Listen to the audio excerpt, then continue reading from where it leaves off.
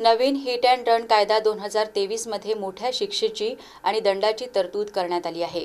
त्यामुळे हा कायदा रद्द व्हावा या मागणीसाठी गुग्गुसमध्ये आज सोमवारी वाहन चालक कामगारांच्या वतीने आंदोलन करण्यात आले। यावेळी रद्द करा जुलमी कायदा रद्द करा, मोदी शासन मुर्दाबादच्या घोषणा देत वाहन चालकांनी आपला संताप व्यक्त केला।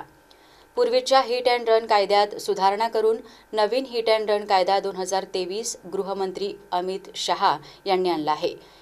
हा कायदा देशभरातील वाहन चालकांसाठी अन्यायकारक असून लहान मोठ्या अपघातात वाहन चालक भरडले जाणार आहेत। अनेकदा वाहन चालकांची चुकी नसतानाही अपघात होतात, मात्र अशा वेळी मोठ्या वाहन चालकांना दोषी ठरवले जाते। त्यामुळे हा कायदा रद्द करावा या मागणीसाठी गुग्गुसमध्ये आज सोमवारी वाहन चालकांच्या वतीने आंदोलन करण्यात आले। या मागणीचे निवेदन कामगार नेते सय्यद अनवर यांच्या नेतृत्वाखाली वाहन चालकांनी घुग्गुस पोलीस स्टेशनचे पोलीस निरीक्षक आसिफ राजा यांना निवेदन दिले। सदर आंदोलनात वाहन चालक उपस्थित होते। मोदी सरकारने काला कानून लागू केला आहे। याच्यामध्ये ते ड्रायव्हरला 7 सालची सजा 5 लाख रुपये जुर्माना देत आहे। ते आम्हाला मान्य नाही आहे।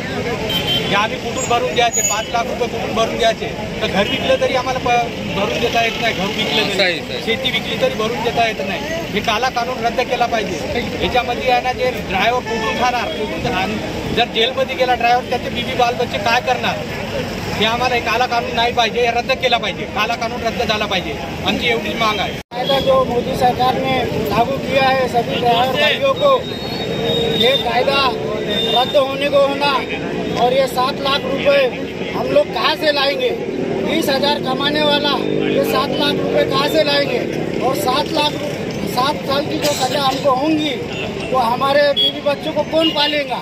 मोदी सरकार पालेंगी की अमित शाह पालेगा? केंद्र शासनानं नवीन चालक कायदा पारित केलेला आहे। या कायद्यानुसार चालकाच्या हाताने जर अपघात झाला आणि तो जर त्या ठिकाणी पडून गेला तर त्याला 7 वर्षाची शिक्षा व 7 लाख रुपयाचा आर्थिक दंड ठोठावण्यात येणार आहे।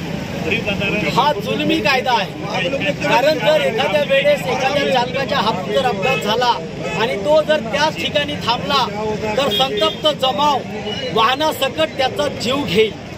त्याला त्या ठिकाणावरून जाणे हेच त्या ठिकाणी सोयीस्कर असतं।